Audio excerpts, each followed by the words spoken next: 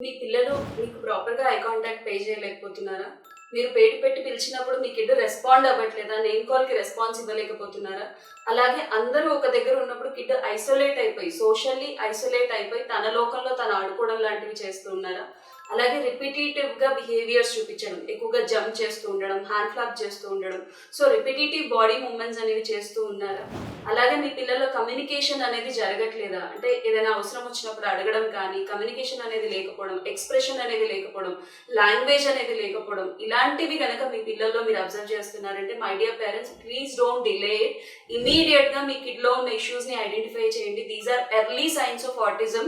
So, ఈ లక్షణాలు గనక మీ పిల్లల్లో కనిపిస్తున్నాయి అంటే డిలే చేయకుండా ఇమ్మీడియేట్‌గా ప్రొఫెషనల్‌ని అటెండ్ అవ్వండి. అలాగే ఇమ్మీడియేట్‌గా థెరపీ స్టార్ట్ చేయండి కిడ్‌కి. బికాజ్ ఆటిజంలో ఏంటి అనంటే మనం ఎంత తొందరగా ఐడెంటిఫై చేస్తున్నాం, ఎంత తొందరగా ఇంటర్వ్యూన్ చేస్తున్నాము అనే దాన్ని బట్టి కిడ్ లైఫ్ డిజైన్ అవుతుంది. సో, ఈ లక్షణాలు గనక మీ పిల్లల్లో కనిపిస్తే లేట్ చేయకుండా వెంటనే ప్రొఫెషనల్‌ని అటెండ్ అవ్వండి. Thank you.